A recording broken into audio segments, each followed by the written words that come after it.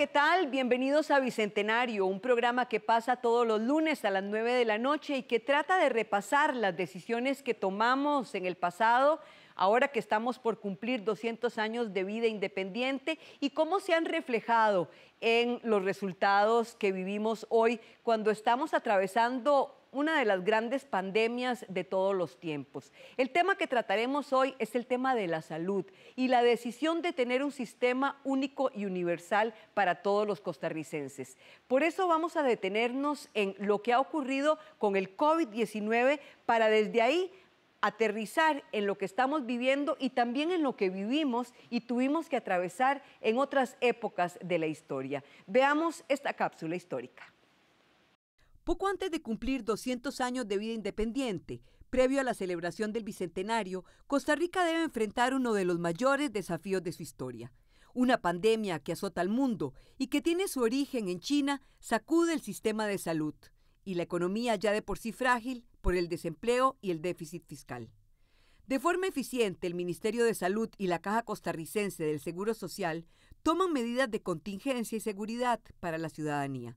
Lavado de manos constante, burbuja social, distanciamiento, quedarse en casa cuando se puede, es la consigna. Mientras tanto, el Instituto Clodomiro Picado, así como el Instituto Tecnológico de Costa Rica y otras iniciativas privadas, tratan de dar con una cura para el COVID-19. Estoy muy complacida de que me acompañen hoy dos referentes de la salud en Costa Rica. Y estoy muy complacida porque son referentes en diferentes momentos. Es como una radiografía de diferentes momentos de nuestra vida. Está con nosotros aquí el doctor Edgar Moss. Don Edgar fue ministro de Salud, fue director del Hospital Nacional de Niños. Tiene una larga carrera en la vida pública y en la vida médica de nuestro país. Es pediatra, infectólogo. Ya les digo, de 1971 al 2001 dirigió el sistema de salud del Hospital Nacional de Niños.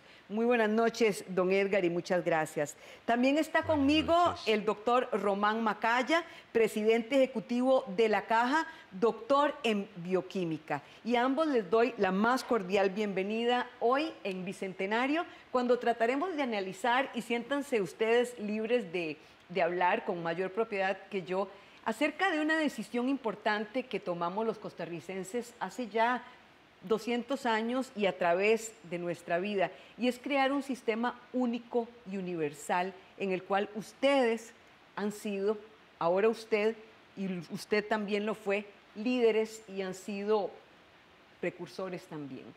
Don Román, las decisiones del pasado, ¿cómo se han reflejado hoy, al día de hoy, con el COVID-19, una pandemia que francamente nadie se esperaba?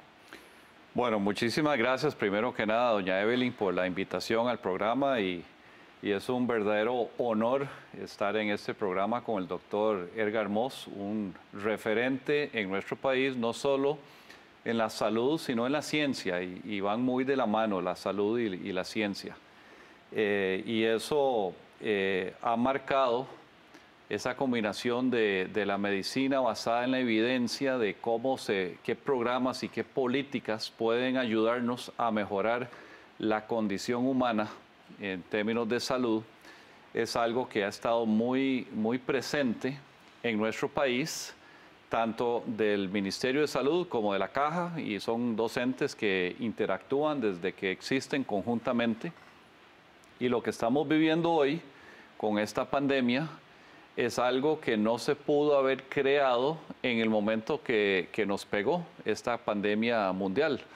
Ya teníamos una institución de casi 80 años con la Caja, que ha venido fortaleciendo su modelo, su sistema de atención primaria, reforzando todo lo que es la prevención, la vacunación y, bueno, una serie de fortalezas que tiene nuestro sistema de salud.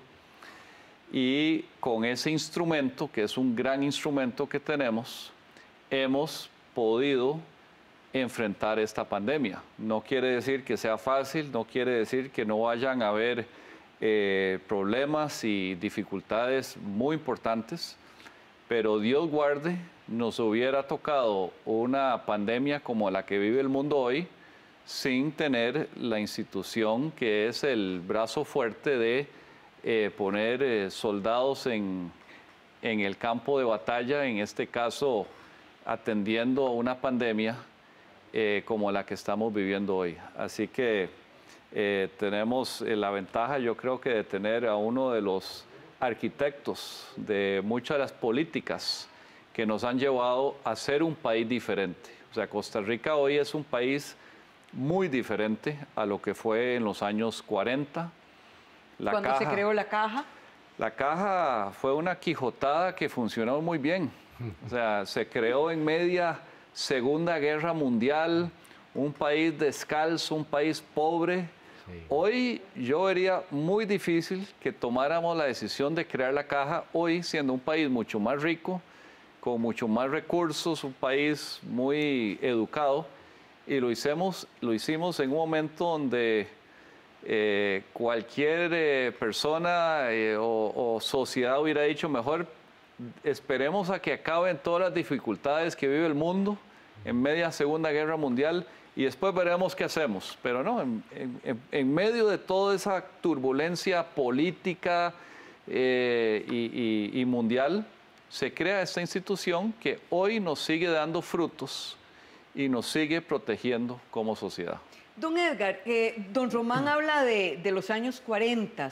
Cuando usted regresa de estudiar de México en los años 60, 70, ya asume un puesto en el Hospital Nacional de Niños y ya le toca aplanar una curva, ahora que está de moda la palabra curva, dolorosamente, y es la curva de la mortalidad infantil. ¿Cómo lo hizo? ¿Cómo lo llevó a cabo? Cómo no. Muchas gracias por sus palabras. Gracias. Yo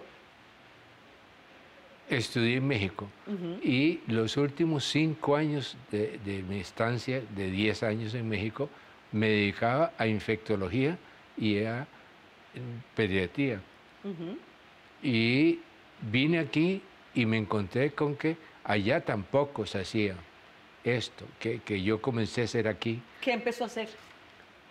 A hidratar a los niños en una forma rápida en lugar de lenta. Toda la vida se administraba un suero por la vena, pero a 10 gotas por minuto, a 15 gotas por minuto, a 20 gotas por minuto. Y yo vine y dije, no, ¿por qué? Porque tan poquito volumen le damos a... Si este niño aguanta mucho más. Claro. Y entonces le dimos 50 cc por minuto. Y los niños reaccionaron muy bien.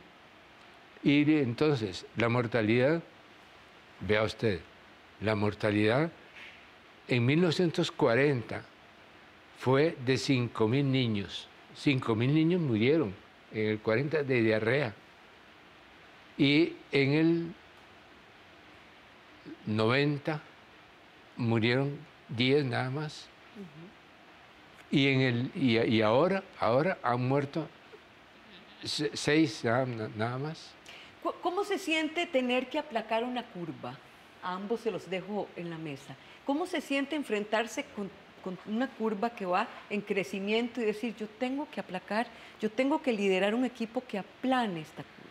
Bueno, yo quiero decir antes de Román que en realidad esto es muy interesante, pero muy complejo también, porque yo llegué aquí y comencé a hacer estas cosas yo de mi cuenta. Yo los hacía porque yo vivía en el hospital. Entonces, lo que pasó fue que muchos jefes míos no estaban de acuerdo con lo que yo hacía, pero yo estaba de acuerdo con el doctor Sáenz. Entonces, no tuve mayor problema. El doctor Sáenz me dijo, mire, usted, que dice que llegó ahora, porque ahora es fácil que usted haga el servicio social y le vamos a pedir a Tristán Castro, a Oscar, que es el ministro, que le autorice el servicio social. Y además el internado también tiene que hacerlo. Se lo vamos a pedir en la misma carta. ¿Cómo es tomar decisiones en contra, ahora que don Edgar habla de eso, con resistencia, con presiones, con resquemores? Usted le está tocando, hay presiones de todo lado, a usted le tocó también. ¿Cómo es navegar en esas aguas? Bueno, las decisiones en esta pandemia en cuanto a restricciones de circulación y todo eso las toma el ministro de Salud, pero hay una discusión que sea previa y todos opinamos sobre las políticas o las decisiones que haya que tomar, pero no son fáciles porque lo más, digamos, lo más seguro en términos de evitar contagios sería que todo el mundo se quede en la casa. Sí, que fue lo que se hizo al principio. Pero no es realista decirle todos se quedan en la casa hasta que haya una vacuna. Sí. Eso ya son otros 100 pesos, ¿verdad? Eso va a ser el año entrante, en algún momento esperamos tener una vacuna disponible en Costa Rica. Entonces ahí es donde está este balance de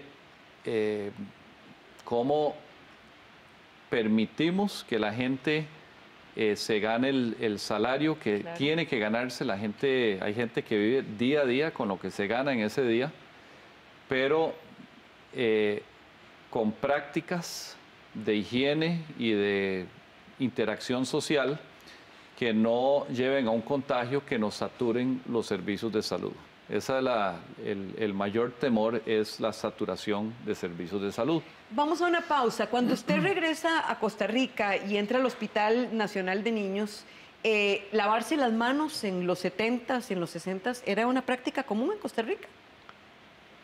No era tan común, era común, pero no absolutamente como ahora. Como ahora hay un cambio muy grande y muy importante en ese sentido.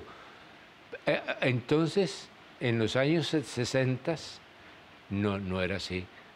Claro, en cirugía sí se cumplía con esto de lavarse las manos y usar bozal, pero en los servicios de pediatría no se usaba. No se usaba. No se usaba. Vámonos a una pausa. Converso con el doctor Edgar Moss y también con el doctor Román Macaya. Aquí en Bicentenario hacemos un viaje por la historia de la salud en Costa Rica.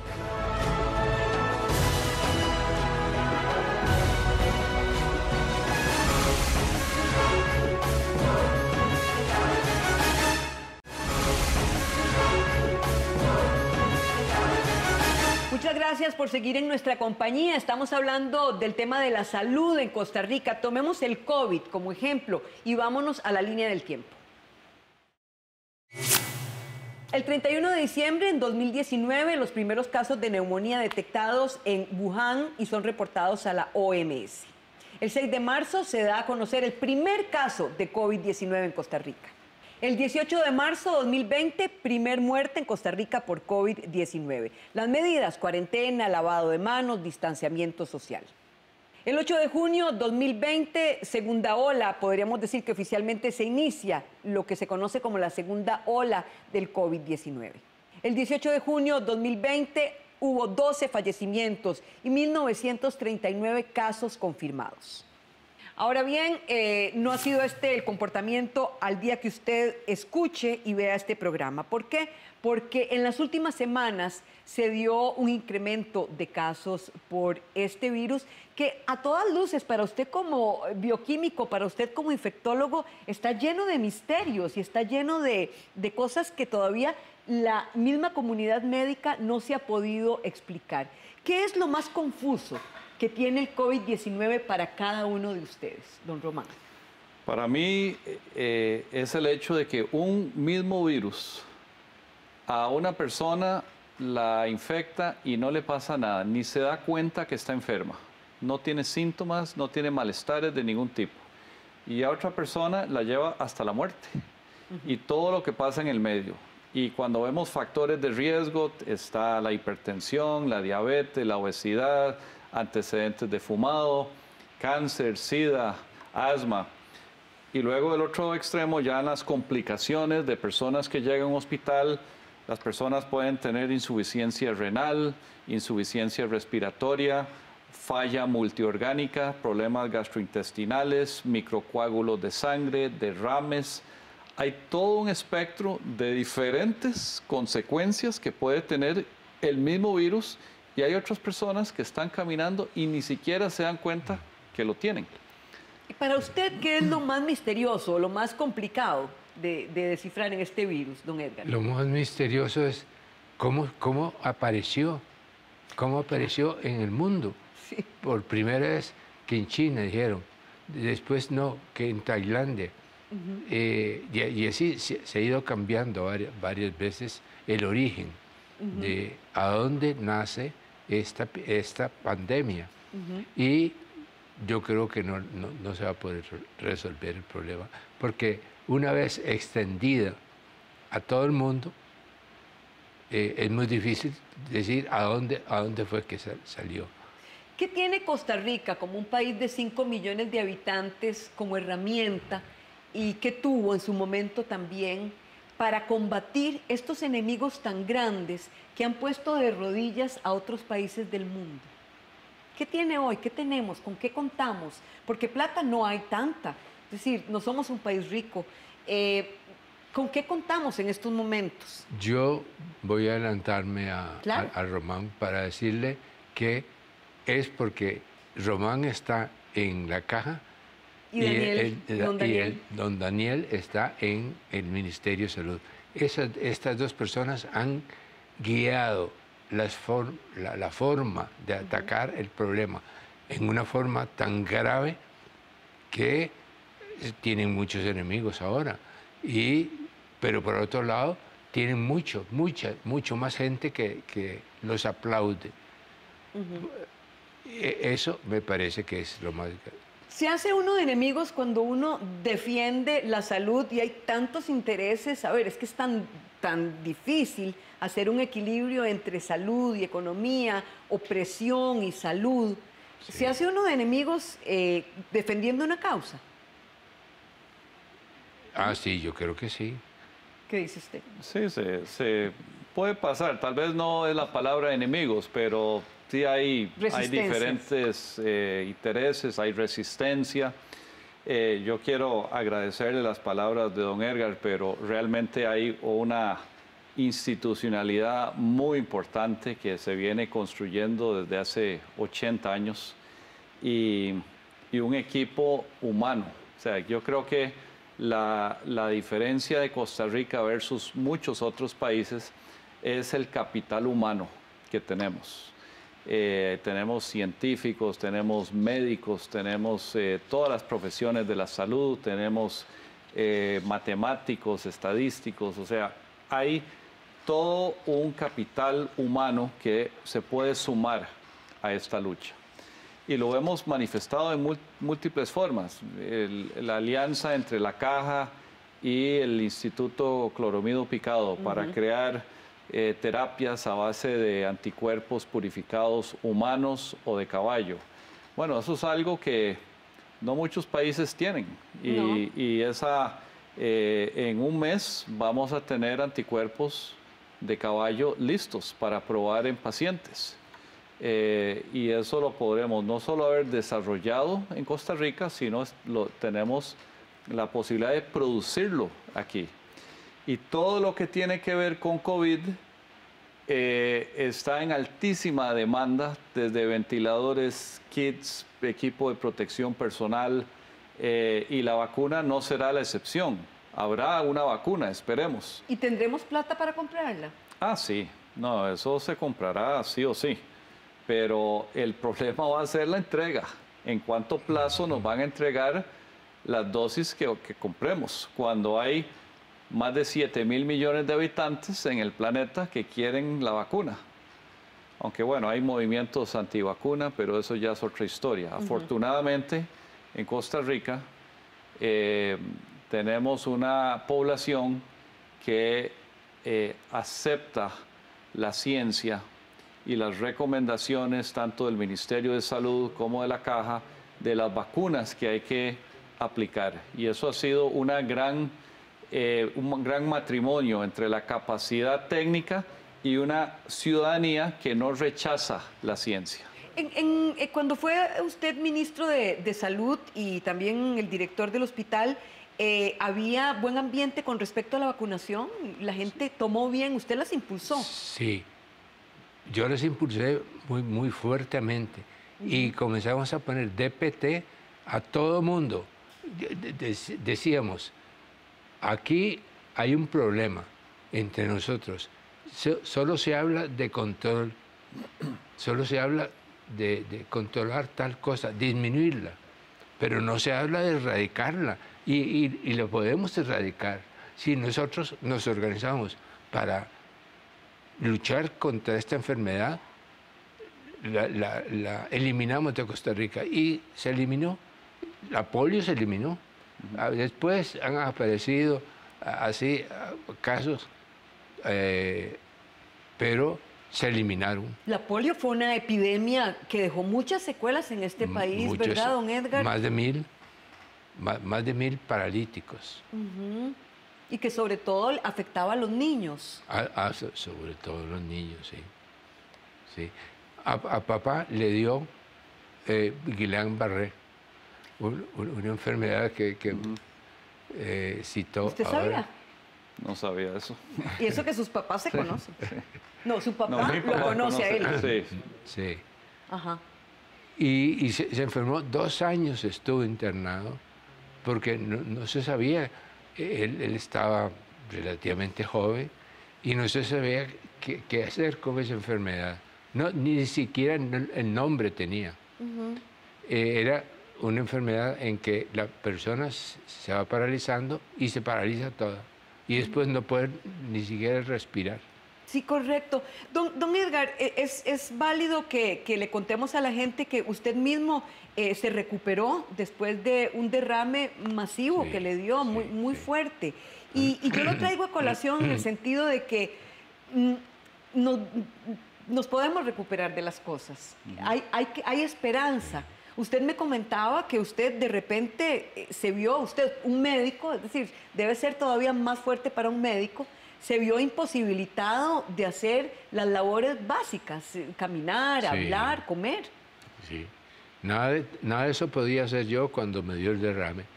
Estuve 15 días hospitalizado en cuidados intensivos, lleno de tubos por todas partes, tubos para comer, en fin, como está uno en cuidados intensivos.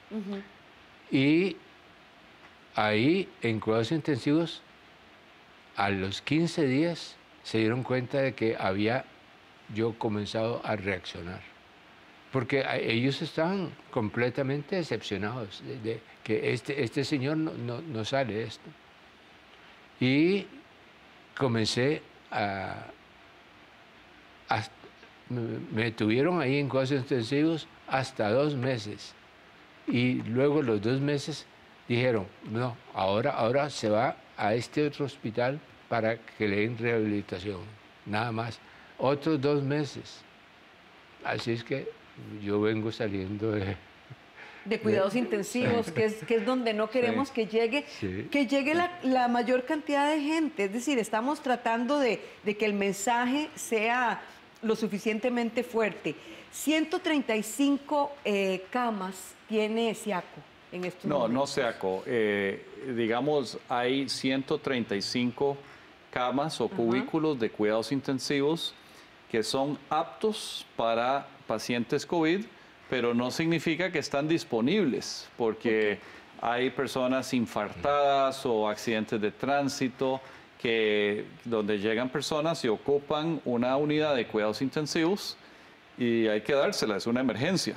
Entonces, en un día típico pueden haber 50 cubículos de cuidados intensivos disponibles.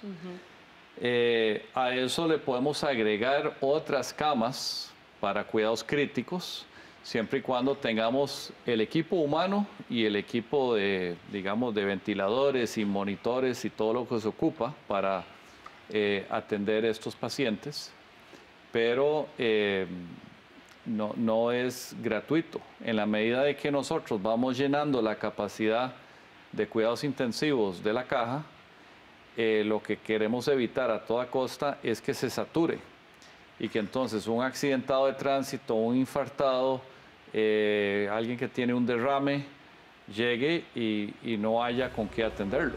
Vamos a una pausa y los dos invitados del programa anterior les tienen una pregunta a cada uno de ustedes.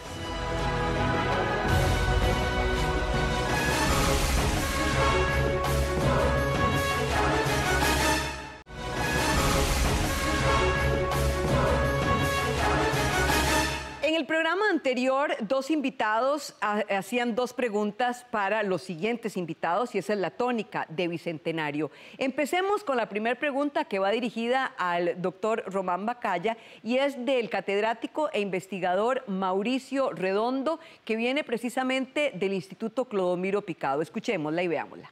Mi pregunta principal es, ¿cuáles son las medidas que se tomarán a futuro para garantizar que el sistema de salud pública de Costa Rica va a estar adaptado para potenciales episodios clínicos como la pandemia que estamos viviendo actualmente, de manera tal que haya una respuesta efectiva y rápida? Muy bien, don Román, ¿cuál sería la respuesta? Bueno, esa es una pregunta grande, porque básicamente lo que implica es cómo se prepara la caja para la próxima pandemia. Y habrá otras. Si vemos solo las últimas 2 décadas, pasamos el SARS-1 en el 2002, el H1N1, MERS, Ebola nunca nos llegó, pero sí hubo una amenaza mundial de Ebola. Hemos tenido virus de transmisión con vectores como el Zika. Así que estas cosas van a seguir volviendo.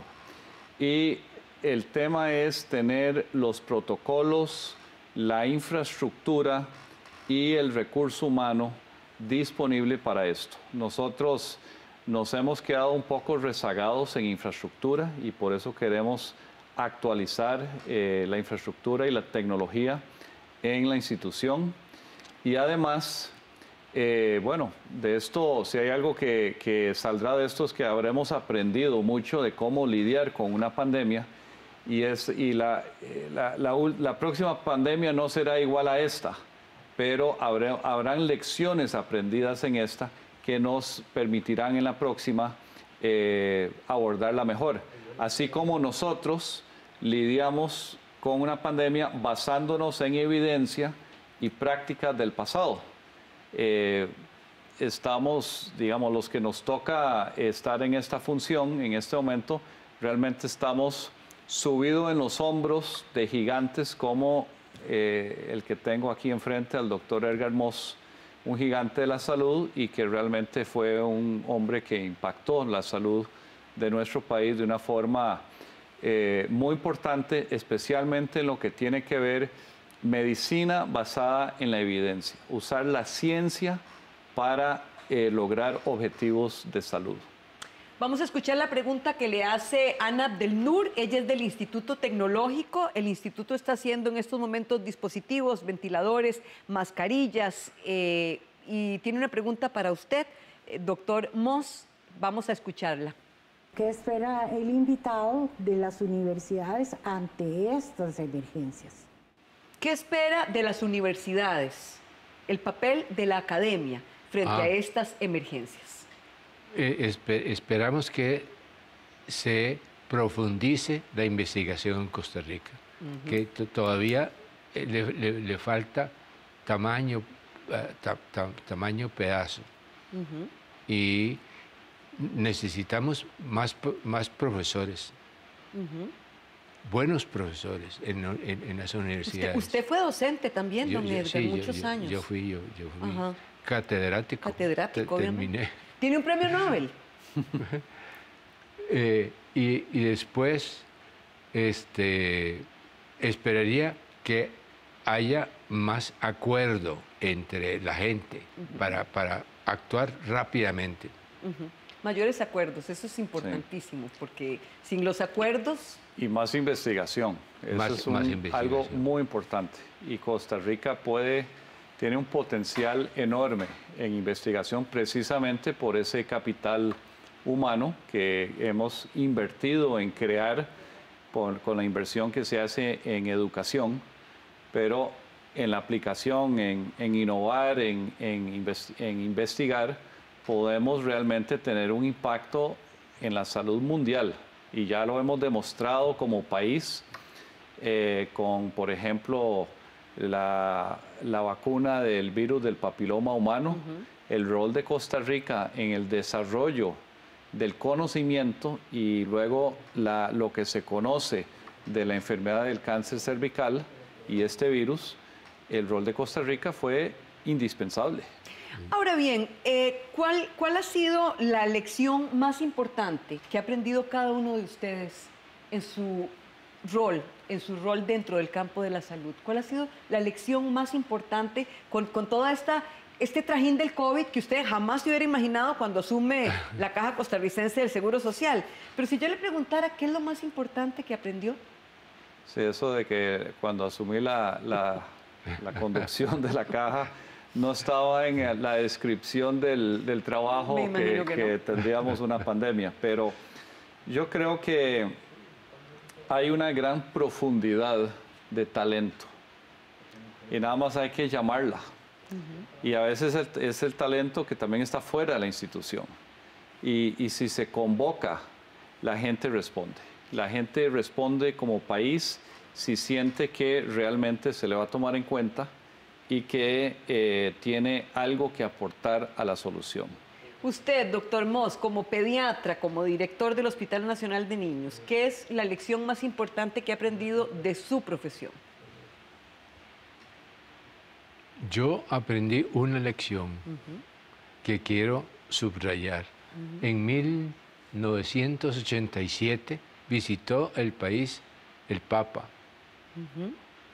y su visita fue proverbial, realmente. Yo estaba director entonces y me correspondió recibirlo y acompañarlo en una gira por todo el hospital. Y la gente se arrodillaba frente a él. Los niños lloraban. ¿Lloraban? Las madres gritaban cuando él pasaba. En fin, una cosa inenarrable, claro. Inenarrable. Claro. Esa parte de mi ejercicio profesional fue muy importante. A mí me impresionó enormemente, al grado de que yo creí al final que estaba frente a un santo. ¿Los médicos creen en Dios? Algunos. ¿Rezan? Yo creo que sí. Hay médicos que rezan. Algunos. Algunos. Hay unos que sí y otros que no. Sí. ¿Cómo se imagina que son los desafíos más importantes de la Costa Rica del Bicentenario? ¿Qué es el desafío más importante donde uno dice, es que Costa Rica tiene que sacarle la punta al lápiz, sí, en investigación, en infraestructura, pero ¿cómo nos podemos atrever a soñarla? Don Román. Yo creo que hay un gran potencial de innovar y de investigar y estar en esa sociedad basada en la información, pero tenemos que traer a todos a bordo. Y hay una gran... Más inclusiva. Sí, más inclusiva en términos de educación y formación. Ah, ok. Una persona que tiene una fuerte educación resuelve sus propios problemas.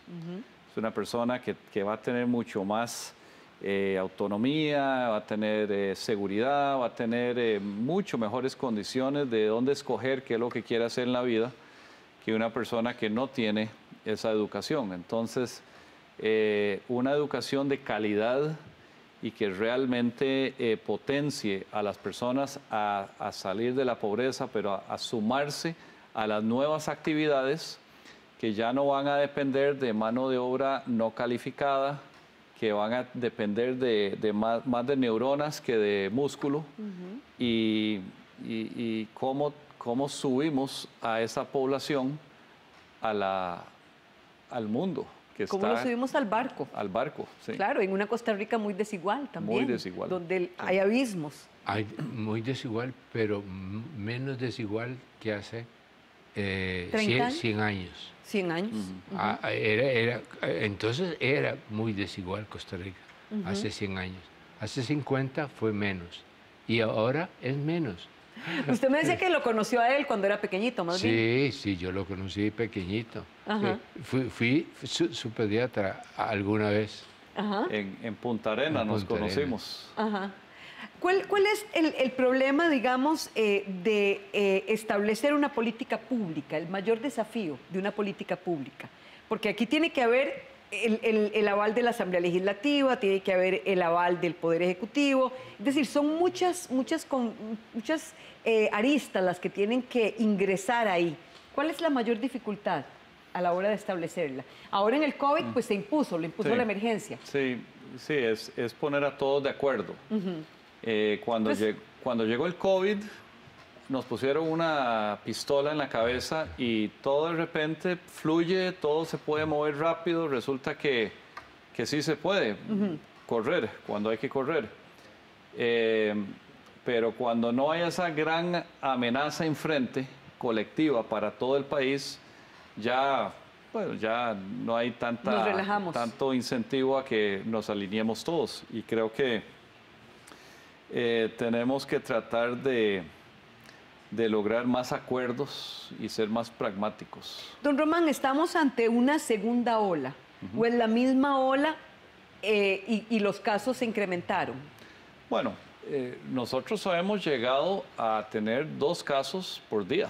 O sea, la primera ola se redujo realmente a niveles de expresión del virus muy, muy bajas.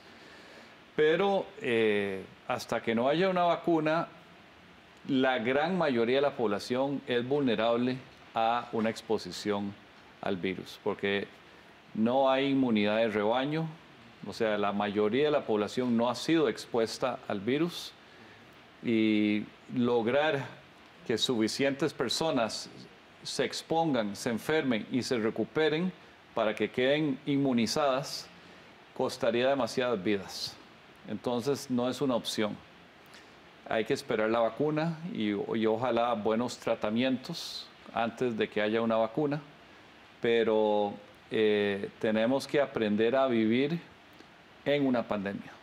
Vivir en una pandemia, qué difícil, ¿verdad? Vivir en medio de una emergencia. Exactamente, pero sí tenemos que hacerlo. Sí. No hay vuelta de hoja. La disciplina es importante también en este caso. Es importantísima la responsabilidad y disciplina del ciudadano común y corriente.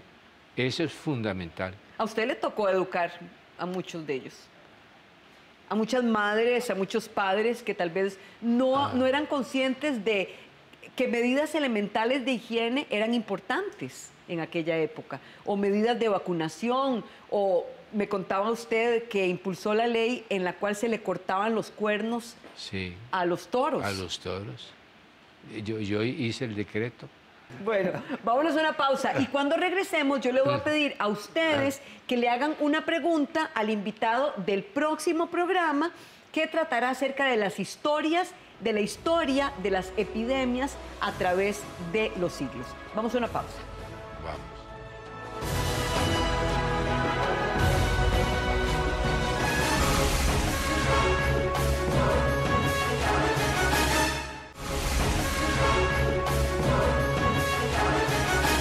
Muchas gracias por continuar con nosotros. Voy a pedirle a cada uno de mis invitados que le deje una pregunta a los invitados del próximo programa. Y les adelanto de qué tratará el próximo programa. Y es de la evolución de las epidemias y las pandemias, porque la de la fiebre amarilla fue una pandemia, supongo. Bueno, de las epidemias a lo largo del tiempo, fuera y dentro de nuestras fronteras, porque últimamente cuando una epidemia se da, ya sea por barco o por avión o por cualquier tipo de contagio, pero se extiende a través de la gente. Entonces, como tendré como invitado a una historiadora, a un microbiólogo y también a un médico salubrista, yo les dejo amplia libertad para que cada uno de ustedes nos deje aquí la pregunta que le van a hacer. Doctor Macaya, empiece con su pregunta y míreme para la cámara. Bueno, en nuestro país han habido en la historia muchas epidemias. Podríamos hablar inclusive de la epidemia del cólera, en la que se desató después de la campaña nacional contra los filibusteros. Y así sucesivamente en nuestra vida como república. ¿Cuál ha sido el legado de esas epidemias en nuestro sistema de salud? O sea, ¿qué cambios impulsaron y qué nos dejaron cada una de esas epidemias de lo que hoy tenemos? Muy bien. Esa es la suya, don Román, muchas gracias. Don Edgar, mirándome aquí a esta cámara, deje su pregunta también para el próximo invitado, que puede ser la historiadora, el salubrista o el microbiólogo. Pueden ser los tres también. También, claro, mire para allá.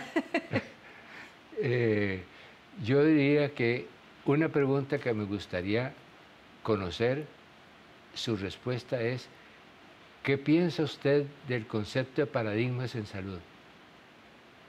Muchas gracias.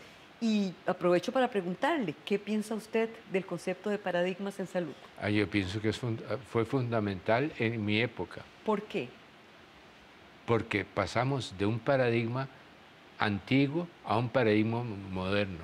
Pero el paradigma actual, si nos proyectamos hacia el futuro en la Costa Rica del Bicentenario, esta pandemia nos cambia todos los escenarios, don Román. Sí. Es un nuevo paradigma. ¿Cuándo lo vamos a descifrar?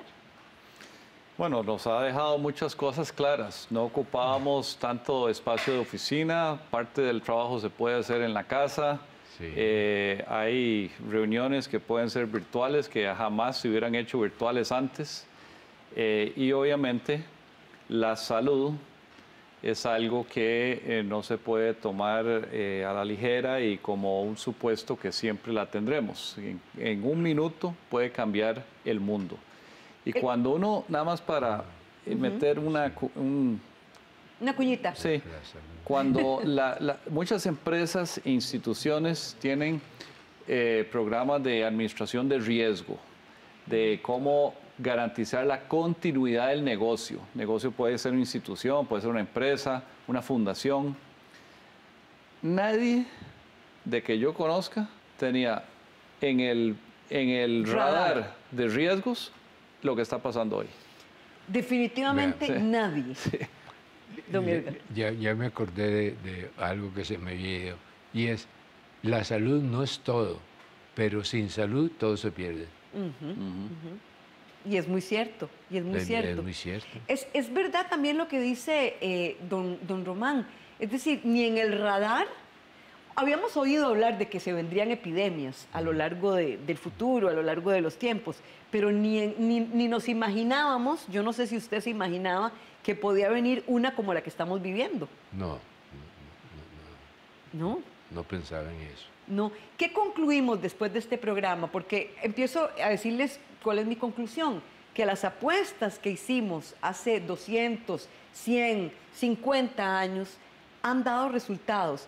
Claro, las muertes son terribles, son lamentables y de verdad que uno se solidariza con todas las víctimas, pero el apostar por la salud fue una apuesta ganadora.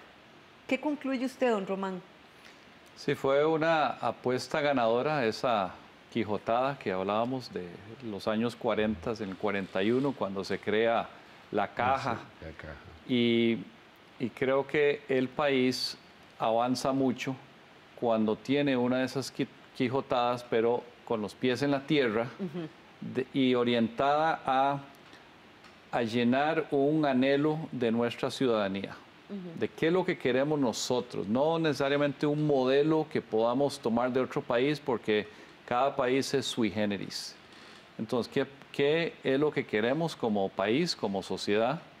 ¿Y cuáles son las políticas diseñadas por nosotros, matizadas en nuestra idiosincrasia, así como hicimos con la caja, que de nuevo se crea cuando el mundo estaba en un caos total. Es decir, tomar decisiones cuando hay momentos de crisis es difícil, pero a veces hay que tomarlas. Hay que tomarlas a fuerza. A fuerza. A fuerza, hay que tomarlas, porque si no se toman, el desastre se viene. Incluso tomarlas ahora que estamos en momentos de tanta presión, como he venido diciendo, y cuando la gente puede decir, no hay plata para esto, no hay plata para lo otro, pero si no apostamos, no vamos a ganar nunca tampoco. ¿Ustedes creen que vamos a salir de esta? Sí, ¿Que vamos a claro. salir? Sí, sí, Por claro. supuesto. No va a ser fácil, pero sí vamos a salir. Vamos a salir, sí. Así como salimos de las anteriores con mucho menos medios, de esta seguro. Vamos a salir y pronto. Ojalá que sí sea. Muchas gracias a ambos por acompañarnos en este programa en Costa Rica de cara al Bicentenario. Y el próximo programa, tal y como anunciamos, tratará acerca de un viaje a lo largo de las epidemias, cómo impactaron a Costa Rica, y prometo hacer las preguntas o reproducir las preguntas que estos dos caballeros referentes de la salud nos dejaron aquí en Bicentenario. Buenas noches y muchas gracias.